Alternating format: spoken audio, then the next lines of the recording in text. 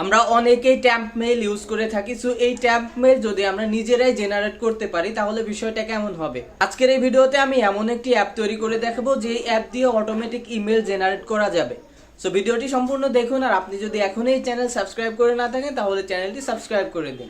App তৈরি করার জন্য প্রম্পটের প্রয়োজন হবে। সো এইখানে যে প্রম্পটটি দেখতে পাচ্ছেন এইটি আমি আপনাদেরকে ফ্রিতে দিয়ে দেবো। আপনারা আমার ব্লগার থেকে সরাসরি কপি করে আনতে পারবেন।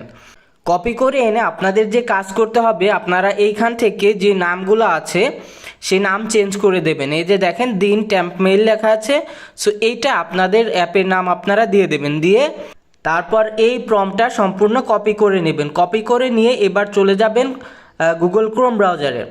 ক্রোম ব্রাউজারে যে এখান থেকে আপনারা সার্চ করবেন, এখান থেকে সার্চ করবেন গুগল এআই স্টুডিও। এখান থেকে লিখবেন গুগল এআই স্টুডিও, এটা লিখে সার্চ করে দেবেন।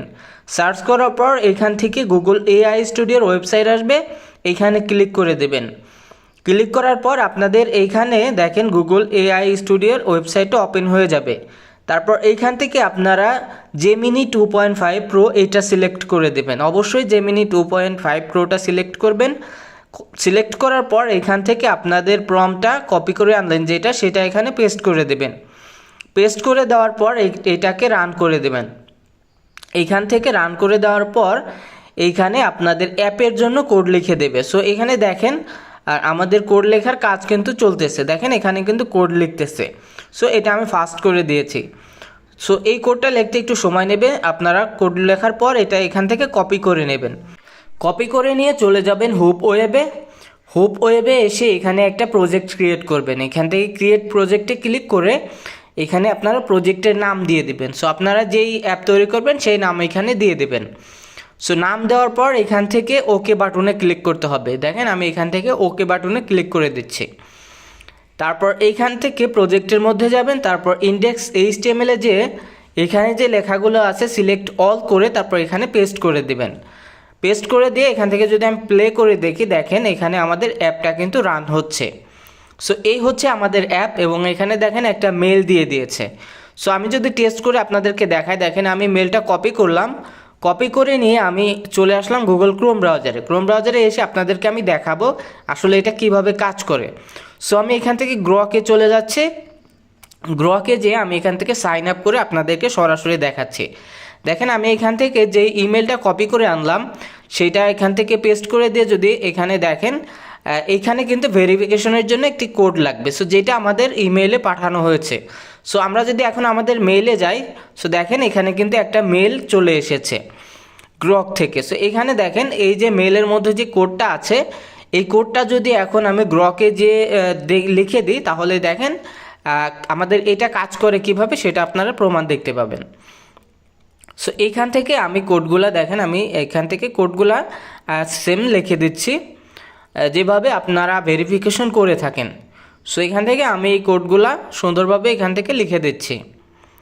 ওকে, কোড লিখে দেওয়ার পর দেখেন এটা কিন্তু 100% কাজ করেছে। সো এটা দিয়ে সাইন আপ করা যাবে। সো এইভাবে কিন্তু আপনারা ট্যাম্প মেইল অ্যাপ তৈরি করতে পারবেন।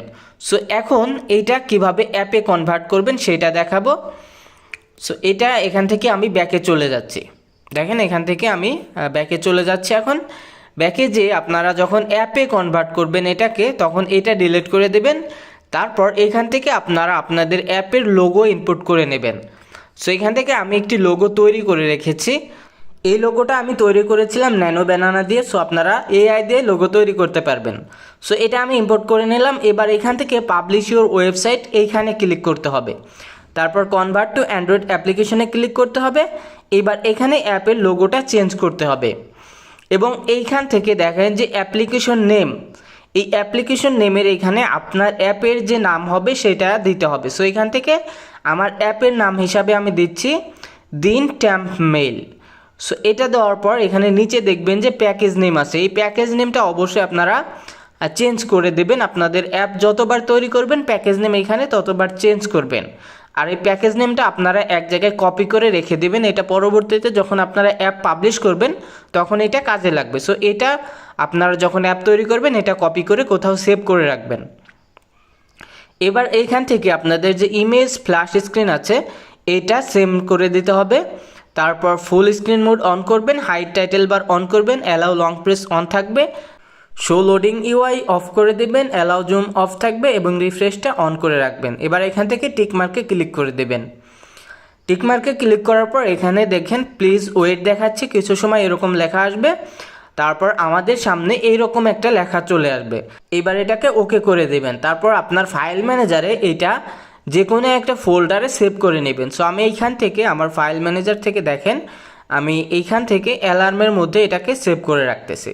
সো ওকে করে দিলে সেভ হয়ে যাবে। সো এবার আমি ফাইল ম্যানেজার থেকে এটাকে ইনস্টল করব। সো দেখেন এই হচ্ছে আমাদের অ্যাপ, প্রথমেই চলে এসেছে।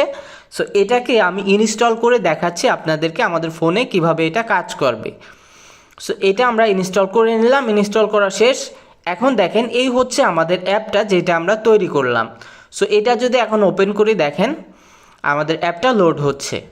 সো এই হচ্ছে আমাদের অ্যাপ যেটা আমরা তৈরি করেছি।